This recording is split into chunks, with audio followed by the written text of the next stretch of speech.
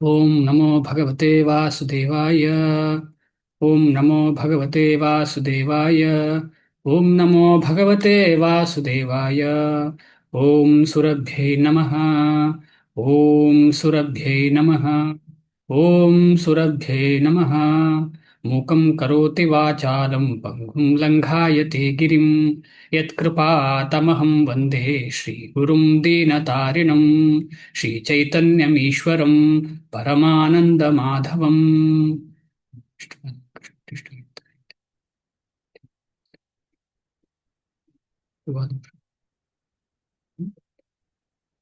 ಶ್ರೀಲ ಪ್ರಭುಪಾದಕಿ ಜೈ. ಹರೇ ಕೃಷ್ಣ. ಎಲ್ರಿಗೂ ಧನ್ಯವಾದಗಳು. ಇವತ್ತು ನಾವು 6ನೇ ಅಧ್ಯಾಯ ಸ್ಟಾರ್ಟ್ ಮಾಡ್ಲಿಕ್ಕಿದ್ದೇವೆ. 6ನೇ ಅಧ್ಯಾಯಕ್ಕಿಂತ ಮುಂಚೆ ನಾವು 5ನೇ ಅಧ್ಯಾಯವನ್ನು ಓದಿದ್ದೇವೆ. ಅದರದ್ದೊಂದು ಇಂಟ್ರೊಡಕ್ಷನ್ ನೋಡುವ, ಅದಂದ್ರೆ ಅದರದ್ದೊಂದು ಸಮ್ಮರಿ ಏನಿದೆ ಅಂತ ನೋಡೋಣ. ಕರ್ಮಯೋಗ ಕೃಷ್ಣ ಪ್ರಜ್ಞೆಯಲ್ಲಿ ಕಾರ್ಯ. ಪ್ರಾಜ್ಞನು ಹೊರ ಜಗತ್ತಿನಲ್ಲಿ ಎಲ್ಲ ಕರ್ಮಗಳನ್ನು ಮಾಡುತ್ತಾನೆ, ಆದರೆ ಅಂತರಂಗದಲ್ಲಿ ಅವುಗಳ ಫಲಗಳನ್ನು ನಿರಾಕರಿಸುತ್ತಾನೆ. ಆಧ್ಯಾತ್ಮಿಕ ಜ್ಞಾನದ ಅಗ್ನಿಯಿಂದ ಪರಿಶುದ್ಧನಾಗಿ ಶಾಂತಿ, ನಿರ್ಲಿಪ್ತತೆ, ಸಹನೆ, ಆಧ್ಯಾತ್ಮಿಕ ದರ್ಶನ ಮತ್ತು ಆನಂದಗಳನ್ನು ಪಡೆದುಕೊಳ್ಳುತ್ತಾನೆ. ಈಗ ನಾವು ಸ್ವಲ್ಪ ಇದರ ಬಗ್ಗೆ ಸ್ವಲ್ಪ ಅರ್ಥ ಮಾಡಿದರೆ ಮುಂದೆ ಧ್ಯಾನ ಯೋಗ ಅಂತ ಹೇಳುವ ಅಷ್ಟಾಂಗ ಯೋಗದ ಅಧ್ಯಾಯ ಚೆನ್ನಾಗಿ ಅರ್ಥ ಆಗುತ್ತೆ. ಯಾಕೆಂತ ಹೇಳಿದ್ರೆ ಇಲ್ಲಿ ಶ್ರೀಲ ಪ್ರಭುಪಾದರು ಕರ್ಮಯೋಗವನ್ನ ಕೃಷ್ಣ ಪ್ರಜ್ಞೆಯಲ್ಲಿ ಕಾರ್ಯ ಅಂತ ಹೇಳಿದ್ದಾರೆ. ಅಂದ್ರೆ ದಯಾಳು ಆದಂತಹ ಶ್ರೀಲ ಪ್ರಭುಪಾದರು ಎಲ್ಲ ಜಾಗೆಯಲ್ಲಿ ಕೂಡ ಕೃಷ್ಣನ ಕಡೆ ಹೋಗುವಂತಹ ವ್ಯವಸ್ಥೆ ಮಾಡಿದ್ದಾರೆ. ಈ ಭಗವದ್ಗೀತೆ ಯಥಾರೂಪವನ್ನು ಓದಿದ್ರೆ ಯಾವುದು 5ನೇ ಅಧ್ಯಾಯ ಕರ್ಮಯೋಗವನ್ನು ಓದಿದ್ರು ಕೂಡ ಭಕ್ತನೇ ಆಗ್ತಾನೆ ಅವ. ಇಲ್ಲಾಂದ್ರೆ ಕರ್ಮಯೋಗಕ್ಕೂ ಭಕ್ತಿಗೂ ಅಜಗಜಾಂತರ ವ್ಯತ್ಯಾಸ ಇದೆ. ಅದೇನು ಅಂತ ಸ್ವಲ್ಪ ನಮಗೆ ಈಗಾಗಲೇ ಅರ್ಥ ಆಗಿದೆ, ಆದ್ರೂ ನೋಡೋಣ. ಕರ್ಮಯೋಗ ಮೊದಲನೇದಾಗಿ ಕರ್ಮ.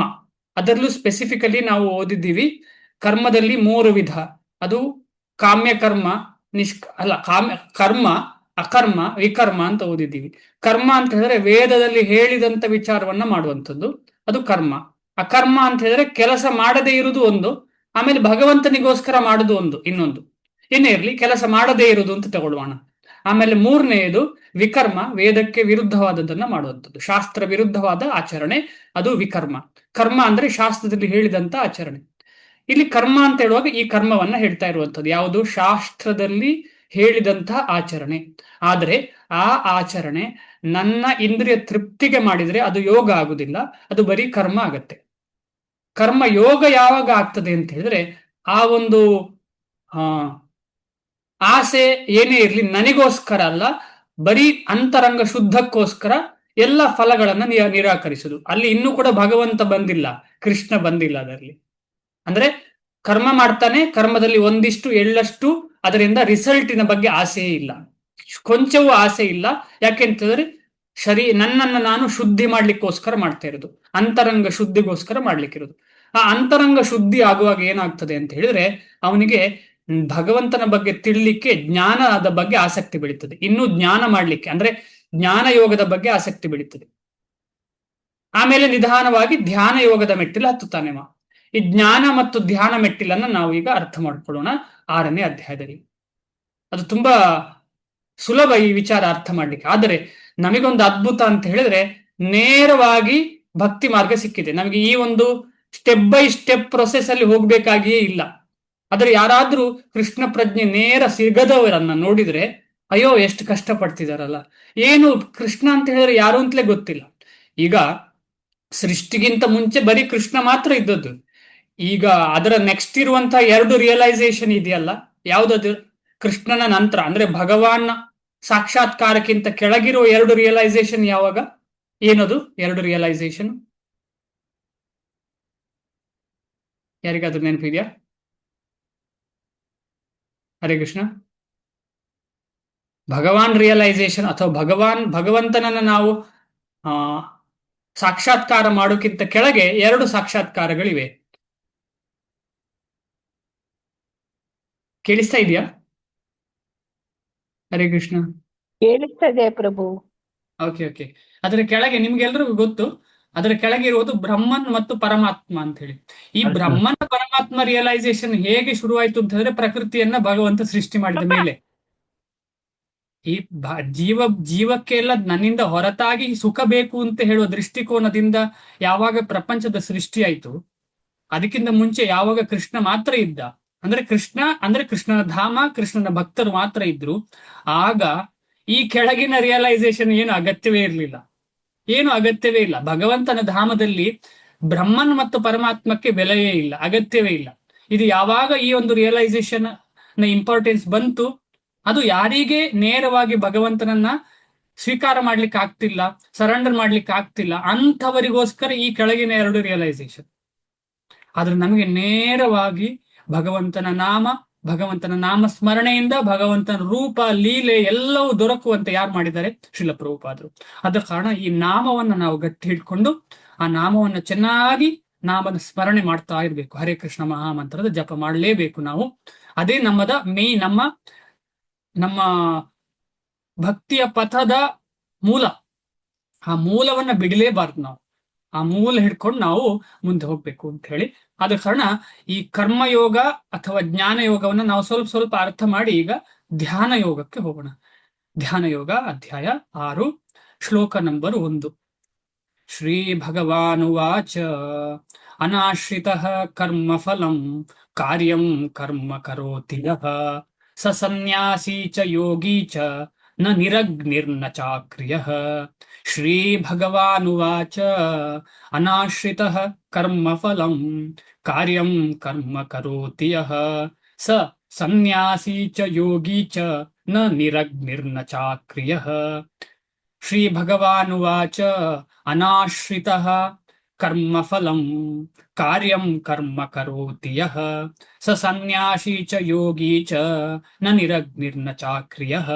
ಭಗವಂತ ಹೇಳ್ತಾರೆ ಈ ಅಧ್ಯಾಯದಲ್ಲಿ, ಏನ್ ಹೇಳ್ತಿದ್ದಾರೆ ಅಂತ ಹೇಳಿದ್ರೆ, ಅನಾಶ್ರಿತ, ಆಶ್ರಿತನಾಗದೇ ಇರುವುದಕ್ಕೆ ಅನಾಶ್ರಿತ ಅಂತ ಹೇಳುದು. ಆಶ್ರಿತ ಅಂತ ಹೇಳಿದ್ರೆ ಆಶ್ರಯ, ಇಲ್ಲಿ ಓದ್ಬೋದು ನೀವು. ಆಶ್ರಯ, ಯಾವುದಕ್ಕೆ ಆಶ್ರಯ ಪಡಿಬಾರ್ದು, ಯಾವುದರ ಮೇಲೆ ಆಶ್ರಯ ಇರಬಾರ್ದು, ಯಾವುದರ ಮೇಲೆ ಡಿಪೆಂಡೆಂಟ್ ಇರಬಾರ್ದು? ಕರ್ಮ ಫಲದ ಮೇಲೆ. ಕರ್ಮ ಫಲದ ಮೇಲೆ ಡಿಪೆಂಡ್ ಆಗದೆ ಯಾರು ಕರ್ಮ ಮಾಡ್ತಾರೆ, ಕಾರ್ಯಂ ಕರ್ಮ ಕರೋತಿಯಃ, ಯಾರು ಕರ್ಮ ಫಲದ ಬಗ್ಗೆ ಅಪೇಕ್ಷೆ ಇಲ್ಲದೆ, ಡಿಪೆಂಡೆನ್ಸಿ ಇಲ್ಲದೆ ಯಾರು ಕೆಲಸ ಮಾಡ್ತಾರೆ, ಅವರು ಸನ್ಯಾಸಿ ಮತ್ತು ಯೋಗಿ. ಯಾರಲ್ಲ, ಮನೆಯಲ್ಲಿ ಬೆಂಕಿ ಉರಿಸದೆ ಬರೀ ಹೊರಗೆ ಹೋಗಿ ಏನೋ ಕೆಲಸ ಮಾಡದೆ ಕೂತ್ಕೊಂಡು ಧ್ಯಾನ ಮಾಡಿ ಬೇರೆ ಯಾರತ್ರ ಅಂಗಲಾಚಿ ಏನೋ ತಗೊಂಡಿರುವನು ಅಲ್ಲ ಅಂತ ಹೇಳ್ತಿದ್ದಾರೆ. ಹಾಗೆ ಆಗ್ಬೇಡ ಅರ್ಜುನ ನೀನು ಅಂತ ಹೇಳ್ತಿದ್ದಾರೆ. ನೀನೆಲ್ಲ ಬಿಟ್ಟು ಹೋಗಿ ನಾನು ಬ್ರಾಹ್ಮಣನಾಗ್ತೇನೆ, ನಾನು ಕ್ಷತ್ರಿಯ ಆಗುವುದಿಲ್ಲ, ಯುದ್ಧ ಮಾಡುವುದಿಲ್ಲ, ಅಥವಾ ನಾನು ಯೋಗಿ ಆಗ್ತೇನೆ, ಕಾಡಿನಲ್ಲಿ ಹೋಗಿ ಕೂತು ಧ್ಯಾನ ಮಾಡ್ತೇನೆ, ಇಲ್ಲ ಜಪ ಮಾಡ್ತೇನೆ ಅಂತ ಹೇಳಿದ್ರೆ ಆಗುದಿಲ್ಲ ಅಂತ ಭಗವಂತ ಪುನಃ ಪುನಃ ಪುನಃ ಎಷ್ಟು ಸಲ ಹೇಳಿದ್ದಾರೆ ಅಂತ ಇಲ್ಲ ಅಲ್ವಾ, ಪುನಃ ಪುನಃ ಇದನ್ನ ನಮ್ಗೆ ಅರ್ಥ ಮಾಡ್ಲಿಕ್ಕೆ ತೋರಿಸ್ತಿದ್ದಾರೆ. ಅಂದ್ರೆ ನಿಜವಾದ ಸನ್ಯಾಸಿ, ನಿಜವಾದ ಯೋಗಿ ಯಾರು? ಭಗವಂತನ ಭಕ್ತರು. ಯಾಕೆ ಭಗವಂತನ ಭಕ್ತರು ಅಂತ ಹೇಳಿದ್ರೆ, ಭಗವಂತನ ಭಕ್ತರು ಮಾತ್ರ ನಿಷ್ಕಾಮ ಕರ್ಮ ಮಾಡ್ಲಿಕ್ಕೆ ಸಾಧ್ಯ. ಅದನ್ನ ನಾವು ಈಗಾಗ್ಲೇ ಕೇಳಿದ್ದೇವೆ.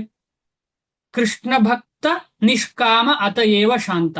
ಬೇರೆ ಯಾರು ಜ್ಞಾನಿಗಳಾಗ್ಲಿ, ಕರ್ಮಿಗಳಲ್ಲಿ ಆಗ್ಲಿ, ಯೋಗಿಗಳಾಗ್ಲಿ, ಜ್ಞಾನಿ, ಕರ್ಮಿ, ಯೋಗಿ, ಇದು 3 ಜನ ಸಹ ನಿಷ್ಕಾಮ ಅಲ್ಲ. 3 ಜನ ಸಹ ನಿಷ್ಕಾಮ ಅಲ್ಲ.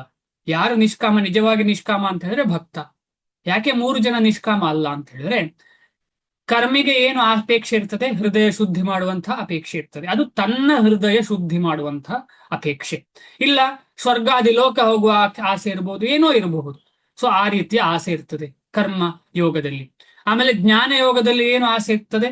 ಜ್ಞಾನ ಯೋಗದಲ್ಲಿ ಭಗವಂತನೊಟ್ಟಿಗೆ ಮರ್ಜ್ ಆಗುವಂತ ಆಸೆ, ಮುಕ್ತಿ ಅಂದ್ರೆ ಭಗವಂತನೊಟ್ಟಿಗೆ ಸೇರುವ, ಅಂದ್ರೆ ಮರ್ಜ್ ಆಗುವ ಅಥವಾ ಒಂದಾಗುವ ಆಸೆ. ಇದು ಮಹಾ ಡೇಂಜರಸ್ ಆಸೆ. ಈ ಆಸೆ ಎಂತ ಹೇಳಿದ್ರೆ ಹೈಯೆಸ್ಟ್ ಇಂದ್ರಿಯ ಸುಖದ ಆಸೆ ಅಂತೆ.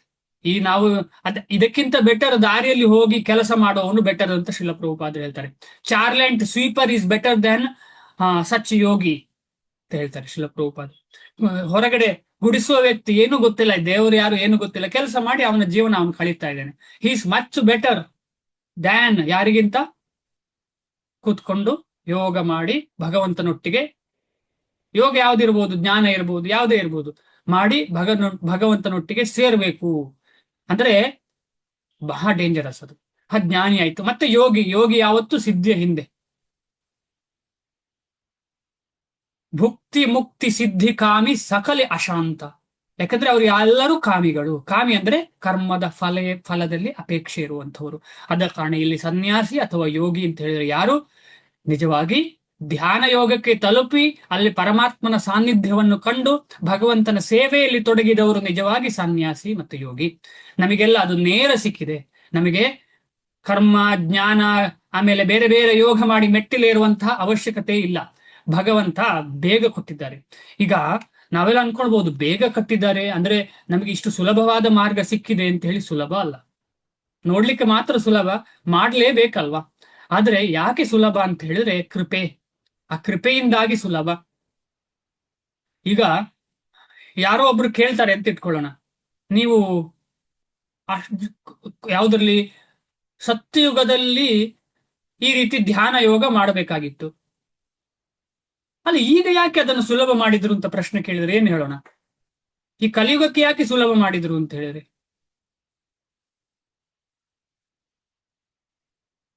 ಯಾಕೆ? ಯಾರಾದ್ರೂ ಹೇಳ್ಬೋದಾ? ಕಲಿಯುಗಕ್ಕೆ ಯಾಕೆ ಇದನ್ನು ಸುಲಭ ಮಾಡಿದ್ರು? ಕೃಷ್ಣ ಪ್ರಭುಜಿ, ಕಲಿಯುಗದಲ್ಲಿ ನಮ್ಗೆ ಅಷ್ಟು ಆಯಸ್ಸು ಇಲ್ಲ ಅಲ್ಲ. ಹಾ, ಅದ್ಭುತ ಮಾತದಿ, ಕರೆಕ್ಟ್. ಅದ್ಭುತವಾಗಿದೆ. ಆಯಸ್ಸು ಇಲ್ಲ. ಬೇರೆ ಮತ್ತೆ ನಮ್ಮ ಬೇರೆ? ಮನಸ್ಸು ತುಂಬಾ ಚಂಚಲ ಪ್ರಭುಜಿ. ನಾವು ಮನಸ್ಸು ಚಂಚಲ. ಹಾ ಮತ್ತೆ ಮಂದಾಹ ಸುಮಂದಮತಯೋ ಮಂದಭಾಗ್ಯ ಉಪದ್ರುತಃ. ಮಂದಾಹ ಸುಮಂದಮತಯೋ ಮಂದಭಾಗ್ಯ ಉಪದ್ರುತ. ಉಪದ್ರುತ ಅಂದ್ರೆ ಯಾವತ್ತು ತೊಂದರೆಗೆ ಒಳಪಟ್ಟವರು. ಮಂದ ಮತಯ ಅಂತ ಹೇಳಿದ್ರೆ ಬುದ್ಧಿ ಕಮ್ಮಿ. ಮಂದ ಅಂತ ಹೇಳಿದ್ರೆ ಸ್ಲೋ, ಎಲ್ಲದರಲ್ಲೂ ಸ್ಲೋ. ಆಮೇಲೆ ಬುದ್ಧಿ ಕಮ್ಮಿ. ಮಂದಾಹ ಮಂದಮತಯ ಮಂದ ಭಾಗ್ಯ. ಆಮೇಲೆ ಭಾಗ್ಯವೇ ಇಲ್ಲ, ಯಾವತ್ತು ಭಾಗ್ಯವೇ ಇಲ್ಲ. ಯಾವುದರ ಬಗ್ಗೆ ಭಾಗ್ಯ ಇಲ್ಲ? ಭಗವಂತನನ್ನು ಪಡ್ಕೊಳ್ಳೋ ಭಾಗ್ಯ ಅಷ್ಟು ಸುಲಭದಲ್ಲಿ ಇಲ್ಲ. ಅದಕ್ಕೋಸ್ಕರ ಮನುಷ್ಯಾಣಾಂ ಸಹಸ್ರೇಶು ಕಶ್ಚಿದ್ ಯತತಿ ಸಿದ್ಧಯೇ. ಆದ ಕಾರಣ ನಮಗೆಲ್ಲ ಇದು ಸಿಕ್ಕಿದೆ ಅಂತ ಹೇಳಿದ್ರೆ ನಮ್ಮ ಭಾಗ್ಯ ಅಂತ ಹೇಳ್ಬೋದು. ಭಾಗ್ಯ ಇಲ್ಲದವರಿಗೆ ಸಿಕ್ಕಿದ ಭಾಗ್ಯ ಇದು. ನಾವೆಲ್ಲ ಮಂದರು, ಮಂದಭಾಗ್ಯರು, ಮಂದಮತಿ, ಇದೆಲ್ಲ ಇದೆ. ಆದ್ರೆ ನಮಗೂ ಸಿಕ್ಕಿದೆ ಅಂತ ಹೇಳಿದ್ರೆ ಅದಕ್ಕೆ ಹೇಳುವಂಥದ್ದು ಕೃಪೆ ಅಂತ. ಕೃಪೆ ಅಂತ ಹೇಳಿದ್ರೆ ಅದಕ್ಕೆ. ಈಗ ಯಾರಾದ್ರೂ ಏನಾದ್ರು ಕೇಳಿದ್ರೆ ಡಿಸ್ಕೌಂಟ್ ಅಲ್ಲಿ ಸಿಕ್ಕಿದೆ ಅಂತ ಹೇಳಿದ್ರೆ ಯಾಕೆ ಡಿಸ್ಕೌಂಟ್ ಕೊಡ್ತಿದ್ದೀರಿ ಅಂತ ಕೇಳೋದ ನಾವು? ಈಗ ನಾವು ಯಾರಾದ್ರೂ ಡಿಸ್ಕೌಂಟ್ ಬೇಡ ಅಂತ ಹೇಳಲಿಕ್ಕೆ ರೆಡಿಯಾ? ಯಾರಾದ್ರೂ ಹೇಳ್ತೇವ ನಾವು?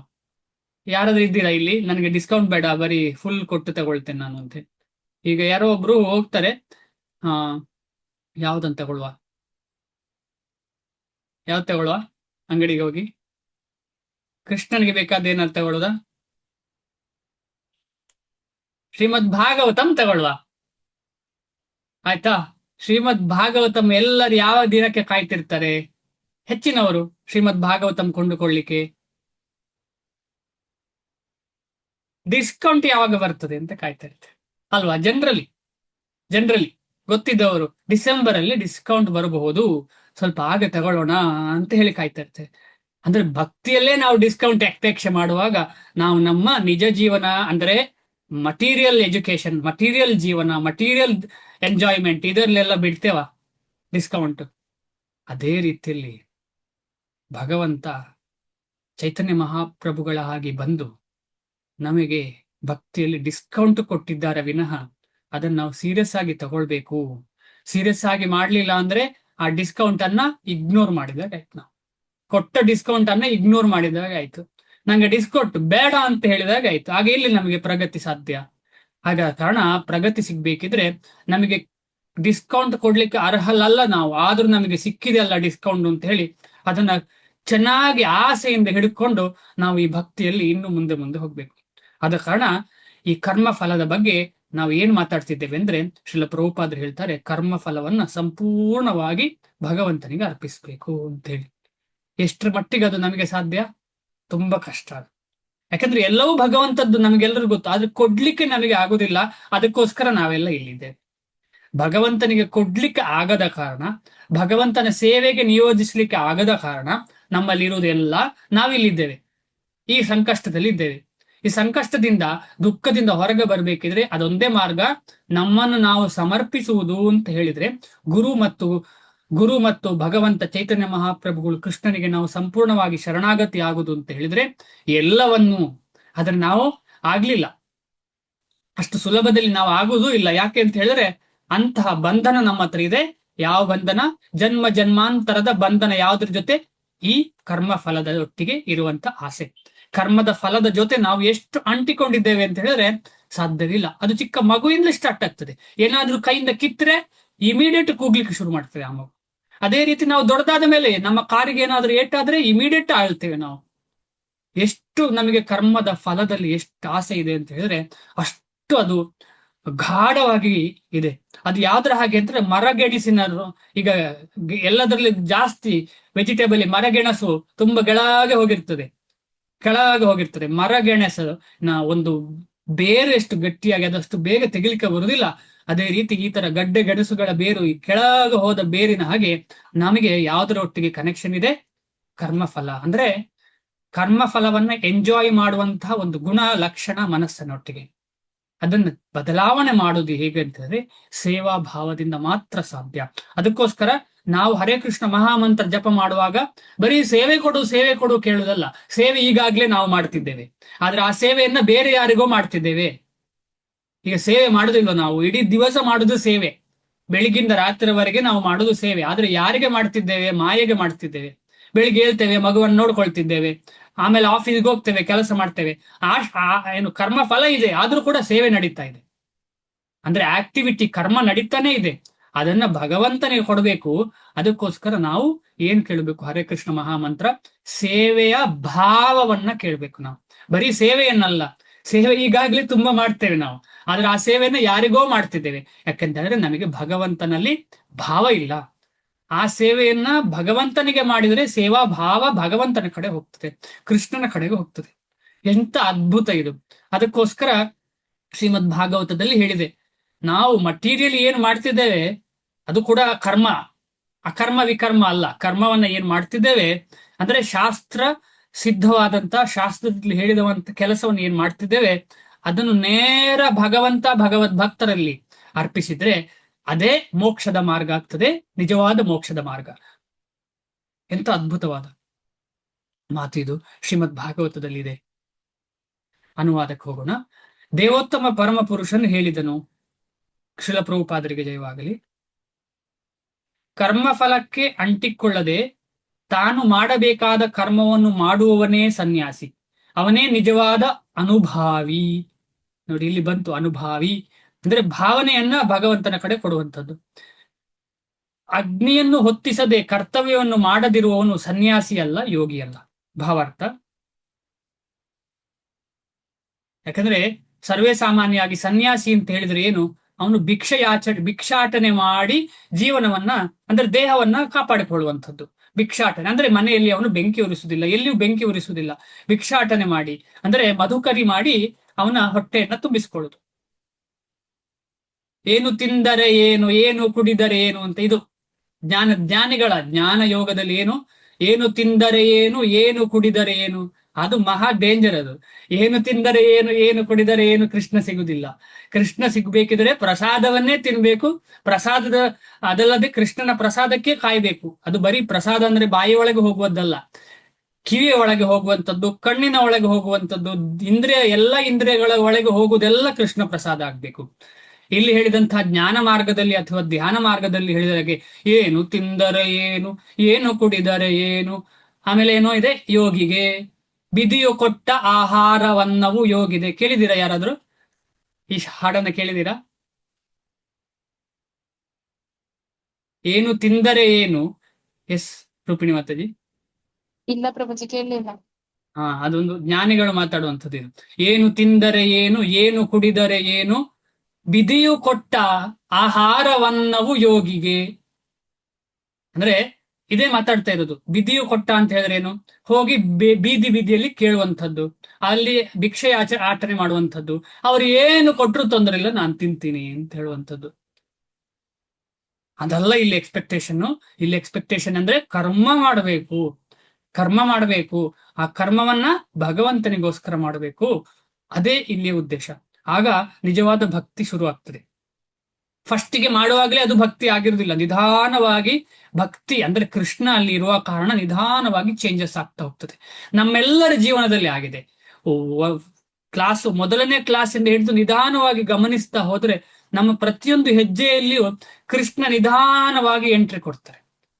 ನಿಧಾನವಾಗಿ ನಮ್ಮ ಜೀವನದಲ್ಲಿ ಕೃಷ್ಣನ ಪ್ರಾಮುಖ್ಯತೆ ಜಾಸ್ತಿ ಆಗ್ತಾ ಹೋಗ್ತದೆ. ಭಗವದ್ ಭಕ್ತರ ಪ್ರಾಮುಖ್ಯತೆ ಜಾಸ್ತಿ ಆಗ್ತಾ ಹೋಗ್ತದೆ. ಕ್ಲಾಸ್ ಮಿಸ್ ಮಾಡೋದು ಬೇಡ ಅಂತ ಹೇಳೋ ಭಾವನೆ ಶುರು ಆಗ್ತದೆ. ಒಂದು ದಿನ ಓದಿಲ್ಲ ಬೇಜಾರಾಗ್ಲಿಕ್ಕೆ ಶುರು ಆಗ್ತದೆ. ಜಪ ಒಂದು ದಿನ ಆಗ್ಲಿಲ್ಲ ಅಂದ್ರೆ ಖುಷಿ ಇರುವುದಿಲ್ಲ.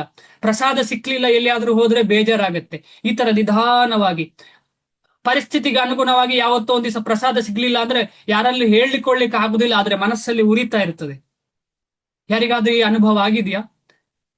ನಾವೆಲ್ಲ ಸಾಮಾನ್ಯರಲ್ವ ನಾವೆಲ್ಲ ಏನು ಭಕ್ತರಲ್ಲ, ಆದ್ರೆ ನಮಗೆ ಆಗ್ತಾ ಇದೆ ನೋಡಿ. ಆಗ್ತಾ ಇದೆ ಪ್ರಭು, ಇದು ಆಗತ್ತೆ, ಯಾವಾಗ್ಲೂ ಆಗತ್ತೆ ಅಲ್ವಾ? ನೋಡಿ, ನಮಗೆಲ್ಲರಿಗೂ ಆಗ್ಲಿಕ್ಕೆ ಶುರು ಆಗಿದೆ ಅಂದ್ರೆ ನಮ್ಮೆಲ್ಲರ ಹೃದಯದಲ್ಲಿ ನಮ್ಮೆಲ್ಲರಲ್ಲೂ ಕೂಡ ಕೃಷ್ಣ ನಿಧಾನವಾಗಿ ಕಾಲಿಟ್ಟಿದ್ದಾನೆ ಅಂತ ಅರ್ಥ. ಎಂತ ನೇರ ನಮಗೆ ಗೊತ್ತಾಗ್ತಿದೆ, ಯಾರು ಹೇಳ್ಬೇಕಾಗಿಲ್ಲ ಇದು. ಆದ ಕಾರಣ ಖಂಡಿತವಾಗಿ ನಮ್ಗೆ ಈ ಮಾರ್ಗದಲ್ಲಿ ತುಂಬಾ ಉನ್ನತಿಗೆ ಹೋಗ್ಲಿಕ್ಕೆ ಅವಕಾಶ, ಅದ್ಭುತವಾದಂತಹ ಅವಕಾಶ. ಭಾವಾರ್ಥ ಶ್ರೀಲ ಪ್ರಭುಪಾದರಿಗೆ ಜಯವಾಗಲಿ. ಈ ಅಧ್ಯಾಯದಲ್ಲಿ ಅಷ್ಟಾಂಗ ಯೋಗ ಪದ್ಧತಿಯು ಮನಸ್ಸುಗಳನ್ನು ಇಂದ್ರಿಯಗಳನ್ನು ನಿಯಂತ್ರಿಸಲು ಒಂದು ಸಾಧನ ಎಂದು ಭಗವಂತನು ವಿವರಿಸುತ್ತಾನೆ. ಭಗವಂತನ ಸೇವೆಯ ಸಾಧನ ಅಲ್ಲ. ಒಬ್ಬರು ನಾನು ಅಷ್ಟಾಂಗ ಯೋಗದ ಆಸನ ಕಲಿತ ಕಾರಣ ನನಗೆ ಕೆಲವು ವಿಚಾರಗಳು ಗೊತ್ತಿರುವ ಕಾರಣ ಹೇಳ್ತೇನೆ. ಅಷ್ಟಾಂಗ ಯೋಗದ ಒಂದು ಪ್ರಚಾರಕರು ಅಥವಾ ಅದರಲ್ಲಿ ಅಡೆಪ್ಟ್ ಅಥವಾ ಅದರಲ್ಲಿ ಯೋಗಿಗಳು ಒಬ್ರು ನಮ್ಮ ಗುರುಗಳು ಹೇಳ್ತಾರೆ, ಶ್ರೀಶ ಸೇವ ಅಭಿವೃದ್ಧ್ಯರ್ಥಂ. ಯಾಕೆ ಯೋಗ ಮಾಡ್ತಿದ್ದಾರೆ? ಭಗವಂತನ ಸೇವೆಯಲ್ಲಿ ಅಭಿವೃದ್ಧಿ ಆಗ್ಲಿಕ್ಕೆ, ಅಂದ್ರೆ ಆರೋಗ್ಯ ವೃದ್ಧಿ ಆದ್ರೆ ಭಗವಂತನ ಸೇವೆ ಮಾಡಬಹುದು ಅಂತ ಹೇಳಿ. ಹಾಗೆ ಅಂತೇಳಿ ಆಸನ ಮಾಡುವುದು ಶ್ರೀಶ ಸೇವೆ ಆಗುದಿಲ್ಲ. ಆದ್ರೆ ಆಸನ ಮಾಡುದು ಶ್ರೀಶ ಸೇವೆ ಯಾವಾಗ ಆಗ್ತದೆ? ಭಕ್ತ ಯಾವಾಗ ಆಸನ ಮಾಡ್ತಾನೆ ಅದು ಶ್ರೀಶ ಸೇವೆ ಆಗ್ತದೆ. ಭಕ್ತ ಯಾವಾಗ ಬ್ರಷ್ ಮಾಡ್ತಾನೆ ಅದು ಕೂಡ ಶ್ರೀಶ ಸೇವೆ ಆಗ್ತದೆ. ಶ್ರೀಶ ಅಂದ್ರೆ ಕೃಷ್ಣ. ಭಕ್ತ ಯಾವಾಗ ಸ್ನಾನ ಮಾಡ್ತಾನೆ ಅದು ಸೇವೆಯ ಒಂದು ಅಂಗ ಆಗ್ತದೆ. ಅದೇ ರೀತಿಯಲ್ಲಿ ದೇಹದ ಆರೋಗ್ಯ ಕಾಪಾಡ್ಲಿಕ್ಕೆ ಯಾರಾದ್ರೂ ಮನಸ್ಸನ್ನ ನಿಗ್ರಹ ಮಾಡ್ಲಿಕ್ಕೆ ಅಂತಲೇ ಇಟ್ಟುಕೊಳ್ಳೋಣ, ಮನಸ್ಸು ನಿಗ್ರಹಕ್ಕೂ ಅಗತ್ಯ ಇಲ್ಲ. ದೇಹದ ಆರೋಗ್ಯ ಕಾಪಾಡ್ಲಿಕ್ಕೆ ಯಾರಾದ್ರೂ ಆಸನಾದಿಗಳನ್ನು ಮಾಡ್ತಾರೆ ಅಂತ ಹೇಳಿದ್ರೆ, ಭಕ್ತನಾದವ ಮಾಡಿದ್ರೆ ಅದು ಭಕ್ತಿಗೆ ಏನೂ ತೊಂದರೆ ಇಲ್ಲ. ಆದ್ರೆ ಭಕ್ತನಲ್ಲದವನ ಮಾಡಿದ್ರೆ ಏನು ಪ್ರಯೋಜನವೂ ಇಲ್ಲ. ಭಕ್ತನಲ್ಲದವನು ಮಾಡಿ ಆ ಆಸನಾದಿಗಳನ್ನು ಮಾಡಿ ಕೃಷ್ಣ ಸಿಗ್ತಾನೆ ಅಂತ ಹೇಳಿದ್ರೆ ಕಷ್ಟ ಇದೆ, ಅದರಿಂದ ಸಿಗುದು ಸುಲಭ ಇಲ್ಲ. ಭಕ್ತನ ಸಂಘದಿಂದ ಮಾತ್ರ ಭಕ್ತಿಯ ಸಂಘದಿಂದ ಮಾತ್ರ ಭಕ್ತಿ ಬರ್ಲಿಕ್ಕೆ ಸಾಧ್ಯ. ಜ್ಞಾನ ಸಂಘದಿಂದ, ಕರ್ಮ ಸಂಘದಿಂದ, ಯೋಗ ಸಂಘದಿಂದ ಭಕ್ತಿ ಬರ್ಲಿಕ್ಕೆ ಸಾಧ್ಯ ಇಲ್ಲ. ಯೋಗದಿಂದ ಏನಾಗ್ತದೆ ಅಂತ ಹೇಳಿದ್ರೆ ಇಂದ್ರಿಯ ಇದೆಲ್ಲದಿಂದ ಆತ್ಮ ಶುದ್ಧಿ ಆಗ್ತದೆ. ಆದ್ರೆ ಕೊನೆಗೆ ಭಗವಂತನ ಭಕ್ತರ ಸಂಘ ಬೇಕೇ ಬೇಕು ಭಕ್ತಿ ಬರ್ಲಿಕ್ಕೆ. ಈಗ ಅಷ್ಟಾಂಗ ಯೋಗ ಮಾಡಿ ಕೃಷ್ಣ ಯಾರು ಅಥವಾ ಪರಮಾತ್ಮ ಯಾರು ಅಂತ ಗೊತ್ತಾದ್ರೆ ಪರಮಾತ್ಮನಲ್ಲಿ ಧ್ಯಾನ ಮಾಡ್ತಾನೆ ವಿನಃ ಪರಮಾತ್ಮನ ಸೇವೆ ಮಾಡ್ಬೇಕಿದ್ರೆ ಭಗವಂತನ ಭಕ್ತರ ಸಂಘ ಆಗ್ಬೇಕು. ಇಲ್ಲದ್ರೆ ಏನಾಗ್ತದೆ? ಬರೀ ಧ್ಯಾನ ಮಾಡ್ತಾ ಇರ್ತಾನೆ. ಧ್ಯಾನ ಮಾಡಿ ಏನ್ ಮಾಡ್ತಾನೆ? ಸಿದ್ಧಿ ಸಿಗ್ಬೇಕು ಅಂತ ಆಸೆ ಪಡ್ತಾನೆ, ಭಗವಂತನ ಸೇವೆ ಮಾಡಬೇಕು ಅಂತ ಆಸೆ ಆಗುದಿಲ್ಲ. ಯಾವಾಗ ಸೇವೆ ಇಲ್ಲ ಆಗ ಅದು ಇಂದ್ರಿಯ ಸುಖ, ಯಾವಾಗ ಸೇವೆ ಬಂತು ಆಗ ಅದು ಪರಮ ಇಂದ್ರಿಯ ಸುಖ. ಯಾರ ಇಂದ್ರಿಯ ಸುಖ? ಭಗವಂತನ ಇಂದ್ರಿಯ ಸುಖ. ಈಗ ನಾವೀಗಾಗ್ಲೇ ಕೇಳಿದ್ದೇವೆ, ನಮಗೆ ಕೈಗೆ ಎಲ್ಲ ಶಕ್ತಿ ಬರಬೇಕು ಅಂತ ಹೇಳಿದ್ರೆ ಎಲ್ಲಿಗೆ ಹಾಕ್ಬೇಕು ಆಹಾರವನ್ನ? ಈಗ ಜಿಮ್ಮಿಗೆ ಹೋಗೋರೆಲ್ಲ ಮಾಡ್ತಾರೆ, ಕೈಯನ್ನೆಲ್ಲ ಗಟ್ಟಿ ಮುಟ್ಟು ಮಾಡ್ತಾರೆ. ಅದಕ್ಕೆ ಇಂಜೆಕ್ಷನ್ ಕೊಟ್ಟು ಊಟ ಕೊಡ್ತಿದಾರಾ? ಬರೀ ಕೈಗೆ ಬೈಸೆಪ್ಸ್ ಅಂತ ತೊಡೆ ಗಟ್ಟಿ ಆಗ್ಬೇಕು, ತೊಡೆಗೆ ಊಟ ಕೊಡುವಂತದ್ದ? ಕೈ ಗಟ್ಟಿ ಆಗ್ಬೇಕು, ಕೈಗೆ ಊಟ. ಆಮೇಲೆ ಮುಖ ಗಟ್ಟಿ ಆಗ್ಬೇಕು, ಮುಖಕ್ಕೆ ಊಟ ಇಲ್ಲ. ಎಲ್ಲಿಗೆ ಕೊಡ್ಬೇಕು? ಹೊಟ್ಟೆಗೆ ಕೊಡಬೇಕು. ಪ್ರಾಣಾಪಹಾರಾಚ ಯತೇಂದ್ರಿಯಾಣಾಂ ಅಂತ. ಈ ಹೊಟ್ಟೆಗೆ ಕೊಟ್ರೆ ಮಾತ್ರ ಏನಾಗ್ತದೆ? ಬೇರೆಲ್ಲ ಶರೀರದ ಅಂಗಗಳಿಗೆಲ್ಲ ಶಕ್ತಿ ಸಿಗ್ತದೆ. ಅದೇ ರೀತಿ ಯಾವ ಸೇವೆ ಅಂತ ಹೇಳಿದ್ರೆ ಹೊಟ್ಟೆಗೆ ಕೊಡುವ ವಿಚಾರ. ಭಗವಂತನ ಸೇವೆ ಅಂತ ಹೇಳಿದ್ರೆ ನೇರ ಈಗ ಆಹಾರ ಹೊಟ್ಟೆಗೆ ಕೊಟ್ರೆ ಹೇಗೆ ಎಲ್ಲ ನಮ್ಮ ಇಂದ್ರಿಯಗಳು, ಶರೀರದ ಅವಯವಗಳು ಶಕ್ತಿ ಸಮೃದ್ಧಿಯಾಗಿ ಬೆಳೀತದೆ, ಅದಕ್ಕೆ ಹೇಳುವಂಥದ್ದು ಭಕ್ತಿ ಅಂತ. ಆದರೆ ಜನಸಾಮಾನ್ಯರಿಗೆ, ಅದರಲ್ಲಿಯೂ ಕಲಿಯುಗದಲ್ಲಿ ಇದನ್ನು ಅನುಷ್ಠಾನ ಮಾಡುವುದು ಬಹಳ ಕಷ್ಟ. ಯಾವುದನ್ನ? ಅಷ್ಟಾಂಗ ಯೋಗವನ್ನ. ಅದು ನೆನ್ನೆ ಕ್ಲಾಸಲ್ಲಿ ಚರ್ಚಿಸಿದ್ದೇವೆ. ಹಠಯೋಗ ಇಲ್ಲ ಅಂದ್ರೆ ಅಷ್ಟಾಂಗ ಯೋಗ ಎಷ್ಟು ಕಷ್ಟ ಅಂತ ಹೇಳಿ. ಅಷ್ಟಾಂಗ ಯೋಗ ಪದ್ಧತಿಯನ್ನು ಆಶ್ರಯಿಸಬೇಕೆಂದು ಈ ಅಧ್ಯಾಯದಲ್ಲಿ ಹೇಳಿದ್ದರೂ ಕರ್ಮಯೋಗವು ಅಥವಾ ಕೃಷ್ಣ ಪ್ರಜ್ಞೆಯಲ್ಲಿ ಕರ್ಮ ಮಾಡುವುದು ಉತ್ತಮ ಎಂದು ಭಗವಂತನು ಒತ್ತಿ ಹೇಳುತ್ತಾನೆ. ಆದ್ರೆ ಈ ದೃಷ್ಟಿಕೋನದಲ್ಲಿ ಒಂದು ಹೇಳ್ತೇನೆ, ಈ ಯೋಗ ಆಸನಗಳು ಪರಂಪರೆಯಲ್ಲಿ ಕಲ್ತ್ರೆ ಅದು ತುಂಬಾ ಹೆಲ್ಪ್ ಆಗ್ತದೆ ಆರೋಗ್ಯವನ್ನು ನೋಡಿಕೊಳ್ಳಿಕ್ಕೆ. ಅದರಲ್ಲಿ ಏನು ಸಂಶಯ ಇಲ್ಲ, ಎಳ್ಳಷ್ಟು ಸಂಶಯ ಇಲ್ಲ. ಆಮೇಲೆ ಅದು ಬೆಸ್ಟ್ ಕೈಂಡ್, ತುಂಬಾ ಬೆಸ್ಟ್ ಯೋಗಾಸನಗಳನ್ನು ಮಾಡುವುದು ತುಂಬಾ ಬೆಸ್ಟ್. ಯಾಕೆ ಅಂತ ಹೇಳಿದ್ರೆ ನಾವು ಡಿಪೆಂಡೆಂಟೇ ಅಲ್ಲ, ಏನು ಸ್ವಲ್ಪ ಜಾಗ ಬೇಕು, ಉಸಿರಾಟ ಮಾಡಿ ದೇಹವನ್ನು ಆ ಕಡೆ ಈ ಕಡೆ ಮಾಡುವಂಥದ್ದು ಅಲ್ವಾ, ಅದಕ್ಕೆ ಬೆಸ್ಟ್. ಆಮೇಲೆ ಅದರಲ್ಲಿ ನುರಿತ ಆದ ಮೇಲೆ ಭಗವಂತನ ಲೀಲೆಗಳನ್ನ ಕೇಳ್ತಾ ಯೋಗಾಸನಗಳನ್ನು ಮಾಡುವುದು. ಸಮಯವೇ ವ್ಯರ್ಥ ಇಲ್ಲ.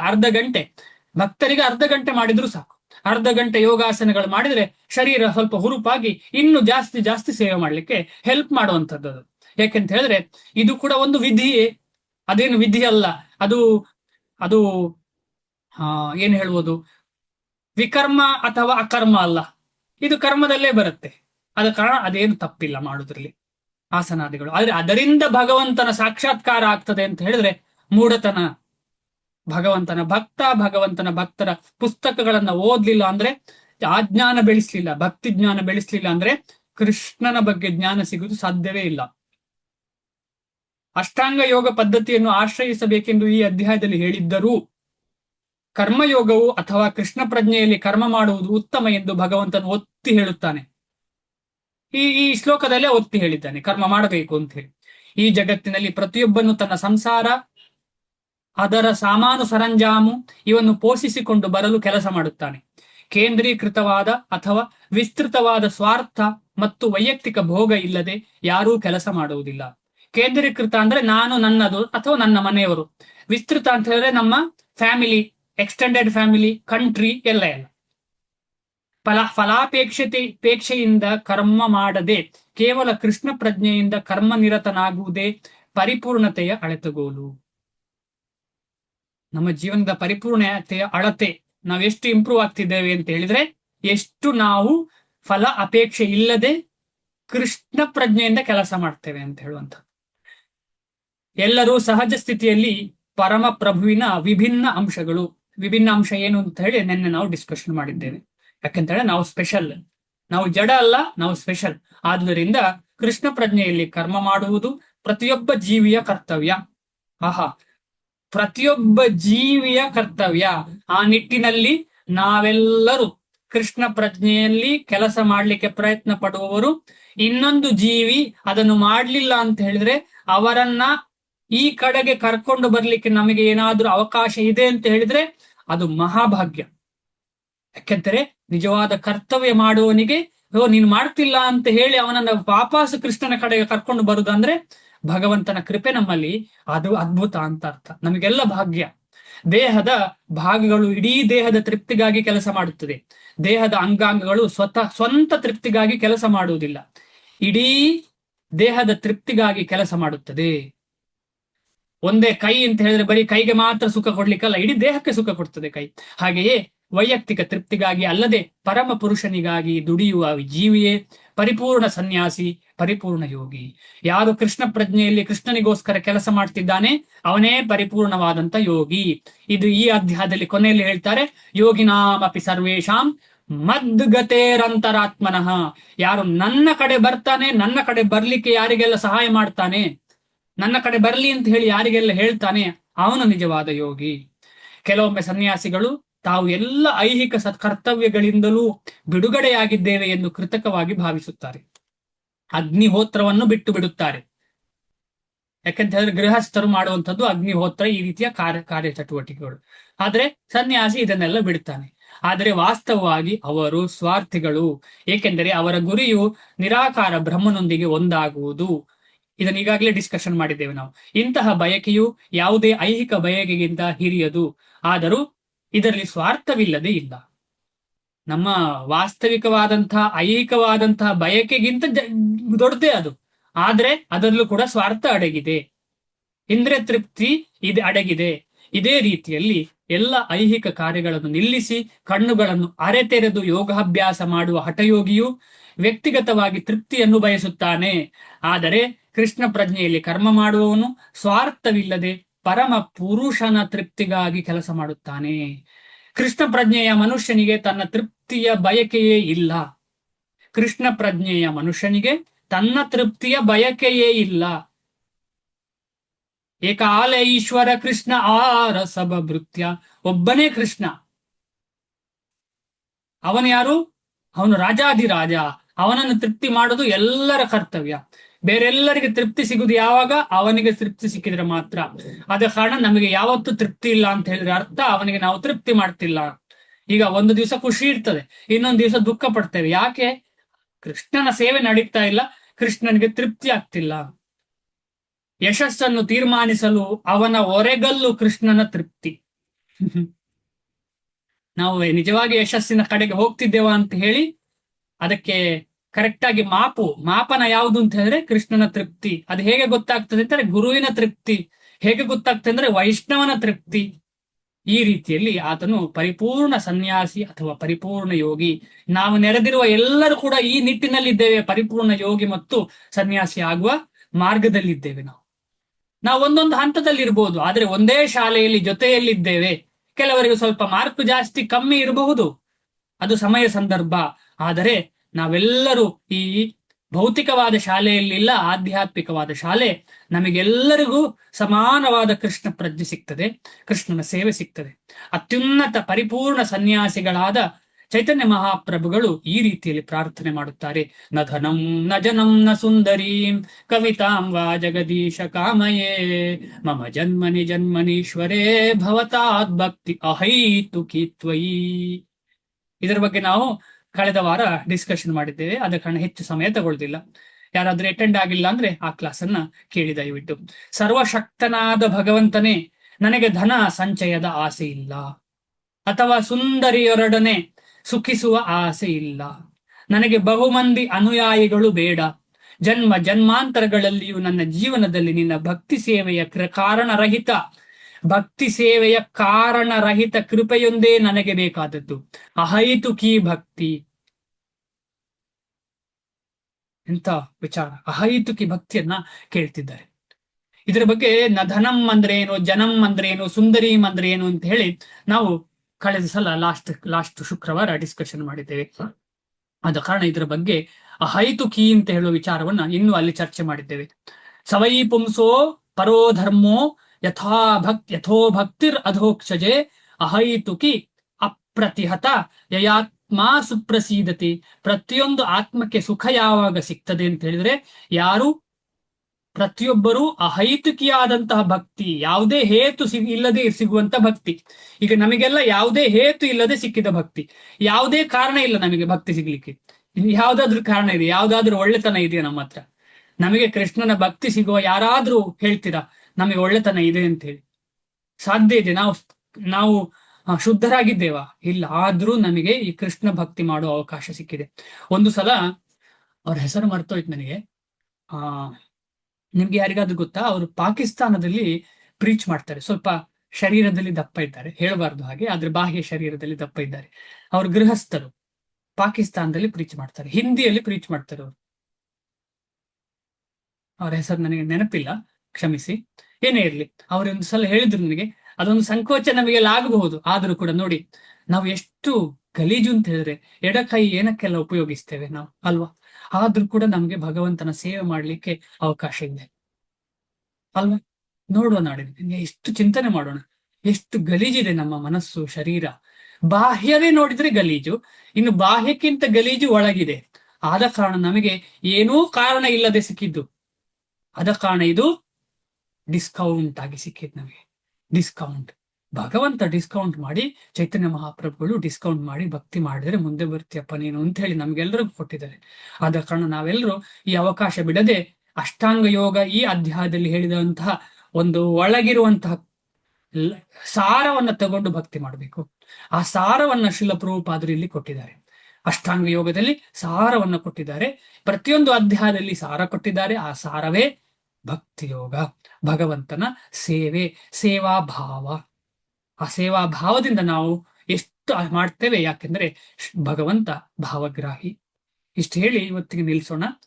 ಏನಾದ್ರೂ ಪ್ರಶ್ನೆ ಇದ್ರೆ ಇನ್ನೊಂದು 5 ನಿಮಿಷ ಚರ್ಚೆ ಮಾಡೋಣ, ಆಮೇಲೆ ಇವತ್ತು ಎಂಡ್ ಮಾಡೋಣ. ಹರೇ ಕೃಷ್ಣ. ಹರೇ ಕೃಷ್ಣ ಪ್ರಭು, ತುಂಬಾ ಧನ್ಯವಾದ ಪ್ರಭು. ಅನುವಾದದಲ್ಲಿ ಇತ್ತಲ್ಲ, ಅಗ್ನಿಯನ್ನು ಹೊತ್ತಿಸದೆ ಕರ್ಮ ಮಾಡದಿರುವವನು ಸನ್ಯಾಸಿ. ಅಗ್ನಿ ಯಾವುದಕ್ಕೆ ಕಂಪೇರ್ ಮಾಡಿದ್ದಾರೆ ಪ್ರಭು? ಅಡಿಗೆ ಮಾಡೋದಕ್ಕೆ. ಅಲ್ಲ ಅಗ್ನಿಯನ್ನು ಹೊತ್ತಿಸದೆ ಕರ್ಮ ಮಾಡದಿರುವನು ಸನ್ಯಾಸಿ ಅಲ್ಲ ಅಂತ ಅನುವಾದದಲ್ಲಿ ಇದೆ ಅಲ್ಲ, ಅದು ಕಂಪೇರ್ ಯಾವುದಕ್ಕೆ ಮಾಡಿದ್ದೆ? ನಿಮಗೆ ಗೊತ್ತಾ ಮಾತಾಜಿ, ಅನು ಏನಾದ್ರು ಭಿನ್ನವಾಗಿ ಗೊತ್ತಾ? ಗೊತ್ತಿದ್ರೆ ಹೇಳಿ ಮಾತಾಜಿ. ಅನುವಾದದಲ್ಲಿ ಅಗ್ನಿಯನ್ನು ಹೊತ್ತಿಸದೆ ಕರ್ಮ ಮಾಡದಿರುವನು ಸನ್ಯಾಸಿ ಅಲ್ಲ ಅಂತ ಇದೆ ಅಲ್ಲ, ಹ್ಮ್. ಅಗ್ನಿ ಅನ್ನೋದು ಯಾವುದಕ್ಕೆ ಕಂಪೇರ್ ಮಾಡಿದೆ? ಬೇರೆ ಇಲ್ಲ, ನಂಗೆ ಗೊತ್ತಿಲ್ಲ ಅಂದ್ರೆ ನಂಗೆ ಅರ್ಥ ಆಗ್ತಿಲ್ಲ ಪ್ರಶ್ನೆ. ನಿಮಗೆ ಗೊತ್ತಿದ್ಯಾ? ಗೊತ್ತಿದ್ರೆ ಹೇಳಿ ಮಾತಾಜಿ. ಅಲ್ಲಿ ಅನುವಾದದಲ್ಲಿ ಇದೆ ನೋಡಿ ಪ್ರಭು, ಲಾಸ್ಟ್ ಸೆಂಟೆನ್ಸ್. ಓಕೆ ಓಕೆ, ಒಂದ್ ನಿಮಿಷ ನೋಡ್ತೀನಿ. ಎಕ್ಸ್ಪ್ಲೇನ್ ಮಾಡಿರ್ಲಿಲ್ವ ನಾನು? ಇಲ್ಲ, ಅಗ್ನಿಯನ್ನು ಹೊತ್ತಿಸದೆ ಕರ್ತವ್ಯವನ್ನು ಮಾಡದಿರುವವನು ಸನ್ಯಾಸಿ ಅಲ್ಲ, ಯೋಗಿ ಅಲ್ಲ. ಇದು ಜ್ಞಾನ ಮಾರ್ಗದವರು ಅಗ್ನಿಯನ್ನು ಹೊತ್ತಿಸುವುದಿಲ್ಲ ಅಲ್ಲ. ಅದರ ಬಗ್ಗೆ ಚಿಂತನೆ ಮಾಡಿದ್ ನಾವು ಆಗ. ಏನು ಏನು ತಿಂದರೆ ಏನು, ಏನು ಕುಡಿದರೆ ಏನು, ಆ ಒಂದು ಹಾಡು ಹೇಳಿದ್ದಲ್ಲ. ನಾನು ಅಂತವರು ಅಗ್ನಿ ನಿಜವಾಗಿ ಸನ್ಯಾಸಿಯೂ ಅಲ್ಲ, ಯೋಗಿಯೂ ಅಲ್ಲ ಅಂತ, ಮಿಥ್ಯಾಚಾರಿ ಅಂತ ಇಂಡೈರೆಕ್ಟ್ ಆಗಿ ಹೇಳಿದ್ದಾರೆ. ನಾನು ಎಣಿಸಿದ್ದು ಅಗ್ನಿ ಅಂದ್ರೆ ಅದು ಬೇರೆ ಯಾವ್ದೋ ಕಂಪೇರ್ ಮಾಡಿದ್ದಾರೆ ಅನ್ಸುತ್ತಾ ಅಂತ ನನಗೂ ಎಣಿಸಿದ್ದು. ಗೊತ್ತಿಲ್ಲ, ನಿಮಗೆ ಆ ಥರ ಏನಾದ್ರೂ ಗೊತ್ತಿದ್ರೆ ದಯವಿಟ್ಟು ಹೇಳಿ. ನನಗೂ ಅದ್ರಷ್ಟು ಐಡಿಯಾ ಇಲ್ಲ, ಅಗ್ನಿಗೆ ಏನಾದ್ರೂ ಕಂಪೇರ್ ಮಾಡಿದ್ದಾರಾ ಅಂತ ಗೊತ್ತಿಲ್ಲ. ನಾನಿಷ್ಟರವರೆಗೆ ಕೇಳಿದ್ದು ತಿಳ್ಕೊಂಡದ್ದು, ಅಗ್ನಿ ಅಂತ ಹೇಳಿದ್ರೆ ಅಡಿಗೆ ಅಂದ್ರೆ ದೇಹ ನಿರ್ವಹಣೆಗೋಸ್ಕರ ಅಡಿಗೆ ಮಾಡಿ ತಿನ್ಬೇಕಲ್ಲ. ಇವರು ಏನೇನು ಸಿಗ್ತದೆ ಈಗ ದಾರಿಯಲ್ಲಿ ಏನು ಸಿಕ್ಕಿದ್ರೆ ತಗೊಳ್ತಾನೆ. ಆಮೇಲೆ ಮರದಿಂದ ಏನಾದ್ರು, ಈಗ ಕಾಡಿಗೆ ಹೋಗ್ತಾರೆ ಅಡಿಗೆ ಮಾಡುದಿಲ್ಲ, ಕಾಡಿನಲ್ಲಿ ಏನ್ ಸಿಗ್ತದೆ ಅದು ತಿಂತಾರೆ. ಅವನ್ ನಿಜವಾದ ಯೋಗಿ ಅಲ್ಲ. ಅಂದ್ರೆ ಸ್ಪೆಸಿಫಿಕಲಿ ಕಲಿಯುಗಕ್ಕೆ, ಬೇರೆ ಯುಗದಲ್ಲಿ ಮಾಡಿರ್ಬೋದು. ಸನ್ಯಾಸಿ ಅಲ್ಲ ಅಂತ ಕೊಟ್ಟಿದ್ದಾರೆ, ಸನ್ಯಾಸಿ ಅಲ್ಲ ಅಂತ ಕೊಟ್ಟಿದ್ದಾರೆ ಪ್ರಭು, ಸನ್ಯಾಸಿ ಅಲ್ಲ, ಸನ್ಯಾಸಿ ಅಲ್ಲ, ಯೋಗಿ ಅಗ್ನಿಯನ್ನು ಅಲ್ಲ, ಇಬ್ಬರು ಹೊತ್ತಿಸದೆ ಸಹ. ಕರ್ತವ್ಯವನ್ನು ಮಾಡಿದರು. ಇದ್ರಲ್ಲಿ ಏನು ಸಂಶಯ ಆಗ್ತಾ ಇದೆ ಮಾತಾಜಿ? ಅಗ್ನಿಯನ್ನು ಹೊತ್ತಿಸದೆ ಕರ್ತವ್ಯವನ್ನು ಮಾಡದಿರುವನು, ಅಗ್ನಿಯನ್ನು ಹೊತ್ತಿಸದೆ ಅದೊಂದು, ಅದಲ್ಲದೆ ಕರ್ತವ್ಯವನ್ನು ಮಾಡದಿರುವವನು. ಈಗ ದೇಹ ನಿರ್ವಹಣೆಗೆ ಅಡಿಗೆ ಮಾಡದೆ ಇರ್ಲಿಕ್ಕೆ ಸಾಧ್ಯವಾ? ದೇಹ ನಿರ್ವಹಣೆಗೆ ಸನ್ಯಾಸಿ ಅಡಿಗೆ ಮಾಡ್ಲಿಕ್ಕಲ್ಲ, ಅವನು ಬೇಕಾದ್ರೆ ಭಿಕ್ಷೆ ಬೇಡಿ ಕೂಡ ಜೀವನ ಮಾಡ್ತಾನೆ, ಅದಲ್ಲ. ಅದರ ಒಳ ಅರ್ಥ ಇದೆಯಾ ಅಂತ ಅಷ್ಟೇ ಕೇಳಿತ್ತು. ಅದ ಒಳ ಅರ್ಥವೇ ಇದು ಮಾತಾಜಿ. ಯಾವೊಬ್ಬನು ಕೂಡ ನ ಕಶ್ಚಿತ್ ಕ್ಷಣಮಪಿ ಜಾತು ತಿಷ್ಠ್ಯತ್ ಅಕರ್ಮಕೃತ್. ಕರ್ಮ ಮಾಡುದು ಯಾಕೆ ನಾವೆಲ್ಲರೂ? ಕೊನೆಗೆ ಎಲ್ಲರೂ ಕೆಲಸ ಮಾಡುದು ಯಾಕೆ? ಶಂಕರಾಚಾರ್ಯರು ಏನ್ ಹೇಳಿದ್ದಾರೆ? ಹೊಟ್ಟೆಗಾಗಿನಾ ಹಾಗಾದ್ರೆ? ಬಹು ಉದರ ನಿಮಿತ್ತಂ ಬಹುಕೃತ ವೇಷ, ಭಜ ಗೋವಿಂದಮ್ಮಲ್ಲಿ ಹೇಳಿದ್ದಾರೆ. ಈ ಹೊಟ್ಟೆಗೋಸ್ಕರ ಬೇರೆ ಬೇರೆ ವೇಷ ಮುಖ್ಯವಾಗಿ ನಾವು. ಆದ ಕಾರಣ ಹೊಟ್ಟೆ ಅಂತ ಹೇಳಿದ್ರೆ ಅಗ್ನಿಯನ್ನ ಇಲ್ಲಿ ಹೋಲಿಸ್ತಾ ಇರುವಂತದ್ದು. ಬೇರೆ ನಿಮಗೆ ಮುಂದೆ ಯಾವಾಗಾದ್ರೂ ಗೊತ್ತಾದ್ರೆ ಖಂಡಿತವಾಗಿ ಹೇಳಿ ಮಾತಾಜಿ. ನಿಮಗೇನಾದ್ರೂ ಆತರ ಮನಸ್ಸಲ್ಲಿ ಇದ್ರೆ ಅಥವಾ ಯಾರಾದ್ರೂ ನಿಮಗೆ ಹೇಳಿದ್ದು ನೆನಪಿಲ್ಲದೆ ಗೊತ್ತಾದ್ರೆ ಖಂಡಿತವಾಗಿ ಹೇಳಿ, ನಮಗೂ ಅದು ಪಾಯಿಂಟ್ ಹೆಲ್ಪ್ ಅಂದ್ರೆ ಆಗಿ. ಸನ್ಯಾಸಿ ಆದವನು ಹೊಟ್ಟೆಗಾಗಕ್ಕೆ ಚಿಂತೆ ಮಾಡುವುದೇ ಇಲ್ಲ, ಕರ್ತವ್ಯವನ್ನು ಹೊಟ್ಟೆಗಾಗಿ ಮಾಡುವುದಿಲ್ಲ, ಭಗವಂತನ ಭಕ್ತಿಗಾಗಿ ಕೆಲಸ ಮಾಡುದಲ್ವಾ ಸನ್ಯಾಸಿ. ಅದು ಸಹ ಒಂದು ಕರ್ತವ್ಯ ಅಲ್ಲ ಮಾತಾಜಿ, ಭಗವಂತನದ್ದೊಂದು ಸೇವೆ ಮಾಡೋದು ಕೂಡ ಅವನ ಕರ್ತವ್ಯ, ಅವನು ಮಾಡ್ತಾ ಇದ್ದಾನೆ. ಆದ್ರೆ ಯೋಗಿಗಳು ಹಾಗಲ್ಲ, ಅಂದ್ರೆ ಕೆಲವರು ಸನ್ಯಾಸಿ ತರ ತೋರ್ಸ್ಕೊಳ್ತಾರೆ, ಆದ್ರೆ ಕರ್ತವ್ಯ ಮಾಡುದಿಲ್ಲ. ಅವರ ಬಗ್ಗೆ ಇಲ್ಲಿ ಹೇಳ್ತಾ ಇದ್ದಾರೆ. ಇಲ್ಲಿ ಹೇಳ್ತಾ ಇರೋದು ಭಕ್ತಿಯ ಸನ್ಯಾಸಿ ಅಥವಾ ಯೋಗಿಯನ್ನಲ್ಲ. ಈ ಸೆಂಟೆನ್ಸ್ ಅಲ್ಲಿ ಅಗ್ನಿಯನ್ನು ಹೊತ್ತಿಸದೆ ಕರ್ತವ್ಯ ಮಾಡದಿರುವವನು ಸನ್ಯಾಸಿ ಅಲ್ಲ, ಯೋಗಿ ಅಲ್ಲ ಅಂತ ಹೇಳುದು ಭಕ್ತನಿಗೆ ಹೇಳ್ತಾ ಇಲ್ಲ. ಆರ್ಟಿಫಿಷಿಯಲಿ ಕೆಲಸವನ್ನ ಬಿಟ್ಟು ರಿನೌನ್ಸ್ಡ್ ಆರ್ಡರ್ ತಗೊಂಡು ಒಳಗೆ ಎಂಜಾಯ್ ಮಾಡುವನನ್ನು ಹೇಳ್ತಾ ಇರುವಂತದ್ದು ಇಲ್ಲಿ. ಅಂದ್ರೆ ಅವರು ಭಕ್ತಿಗೋಸ್ಕರ ಸಹ ಭಕ್ತಿ ಪ್ರಚಾರ ಸಹ ಮಾಡುದಿಲ್ಲ, ಭಗವಂತನ ಸೇವೆ ಸಹ ಮಾಡುದಿಲ್ಲ, ಸುಮ್ನೆ ಇಲ್ಲ, ಸನ್ಯಾಸಿ ಭಗವಂತನ ಕನೆಕ್ಷನ್ ಇಲ್ಲ ಅದರಲ್ಲಿ. ಕರೆಕ್ಟ್ ನೀವು. ಸುಮ್ನೆ ಸನ್ಯಾಸಿ ತರ ತೋರ್ಸ್ಕೊಳ್ತಾರೆ, ಮತ್ತೆ ಕರ್ತವ್ಯ ಸಹ ಮಾಡುದಿಲ್ಲ. ಹೊಟ್ಟೆ ತುಂಬಿಸ್ಕೊಳ್ಳುವ ಕರ್ತವ್ಯ ಕೂಡ ಮಾಡುದಿಲ್ಲ ಅವರು, ಭಿಕ್ಷೆ ಬೇಡ್ಕೊಂಡು ಹೊಟ್ಟೆ ತುಂಬಿಸ್ತಾರೆ ಅವರು. ಥ್ಯಾಂಕ್ ಯು ಮಾತಾಜಿ ಆಡ್ ಮಾಡಿದ್ದಕ್ಕೆ. ಬೇರೆ ಏನಾದ್ರೂ ಭಾವನೆ ಬರ್ತಾ ಉಂಟಾ ಮಾತಾಜಿ ನಿಮಗೆ? ಮಾತಾಜಿ ಇಲ್ಲ ಇಲ್ಲ ಪ್ರಭು, ನಾನು ನಿಮ್ಮ ಹತ್ರ ಸರಿಯಾಗಿ ಅರ್ಥ ಕೇಳಿ ನನ್ಗೆ ಅದು ಏನೋ ಒಂದು ಒಳ ಅರ್ಥ ಅದ್ರಲ್ಲಿ ಇದೆ ಅಂತ ಅನಿಸಿದೆ. ಓಕೆ. ಹೌದು, ಸರಿ, ನಾವು ಕೇಳೋಣ ಬೇರೆ ಯಾರೆಲ್ಲ, ಅದು ನೀವು ಕೇಳಿ. ನಿಮ್ಗೆ ಏನಾದ್ರೂ ಗೊತ್ತಾದ್ರೆ ಖಂಡಿತ ಹೇಳಿ. ರೂಪಿಣಿ ಮಾತಾಜಿ ಆಗಿರ್ಬೋದು, ನೀವಾಗಿರ್ಬೋದು, ಯಾರಾದ್ರೂ ಒಳ ಅರ್ಥ ಇದ್ರೆ ಅದನ್ನು ಚರ್ಚೆ ಮಾಡೋಣ.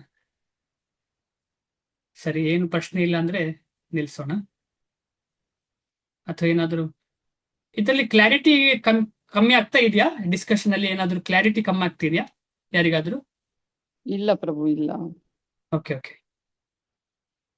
ಹರೇ ಕೃಷ್ಣ ಪ್ರಭುಜಿ, ಇದರಲ್ಲಿ ಏನು ಒಳ ಅರ್ಥ ಏನು ಇಲ್ಲ ಪ್ರಭುಜಿ. ತಿಳಿದ ಮಟ್ಟಿಗೆ ಒಳ ಅರ್ಥ ಏನು ಕಾಣ್ತಾ ಇಲ್ಲ ಇದು. Okay okay. ಬಟ್ ಆದ್ರೂ ಇಲ್ಲ ಅಂತ ನಾನು ಹೇಳಲಿಕ್ಕೆ ಬಯಸುದಿಲ್ಲ. ಯಾರಿಗಾದ್ರೂ ಗೊತ್ತಾದ್ರೆ ಖಂಡಿತವಾಗಿ ಅದರ ಬಗ್ಗೆ ಚರ್ಚೆ ಮಾಡೋಣ. ಯಾಕಂದ್ರೆ ನಾವು ನಾವೆಲ್ಲ ತಿಳ್ಕೊಳ್ಳೋಣ. ಹೌದು, ನಾವು improve ತಿಳ್ಕೊಳ್ಳೋಣ ಆಗ್ಬೇಕು. ಪ್ರಭು, ನಾವು ತಿಳ್ಕೊಳ್ತೀವಿ. ಖಂಡಿತ ಖಂಡಿತ. ಹರೇ ಕೃಷ್ಣ ಪ್ರಭು, ದಂಡವತ್ ಪ್ರಣಾಮ. ಹರೇ ಕೃಷ್ಣ. ಧನ್ಯವಾದ ಎಲ್ರಿಗೂ. ಹರೇ ಕೃಷ್ಣ. ವಾಂಛಾ ಕಲ್ಪತರುಭ್ಯಶ್ಚ ಕೃಪಾ ಸಿಂಧುಭ್ಯೇವ ಚ ಪತಿತಾನಾಂ ಪಾವನೇಭ್ಯೋ ವೈಷ್ಣವೇಭ್ಯೋ ನಮೋ ನಮಃ. ಅನಂತ ಕೋಟಿ ವೈಷ್ಣವ ವೃಂದ ಕಿ ಜೈ. ನಾಮಾಚಾರ್ಯ ಶ್ರೀ ಹರಿದಾಸ್ ಠಾಕೂರ್ ಕಿ ಜೈ. ಜಗದ್ಗುರು ಶ್ರೀಲ ಪ್ರಭುಪಾದ ಕಿ ಜೈ.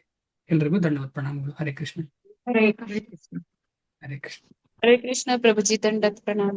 ಹರೇ ಕೃಷ್ಣ. ಕ್ಷಮಿಸಿ, ಸಡನ್ ಆಗಿ ಸ್ವಲ್ಪ ಚೇಂಜಸ್ ಮಾಡಿದ್ದಕ್ಕೆ.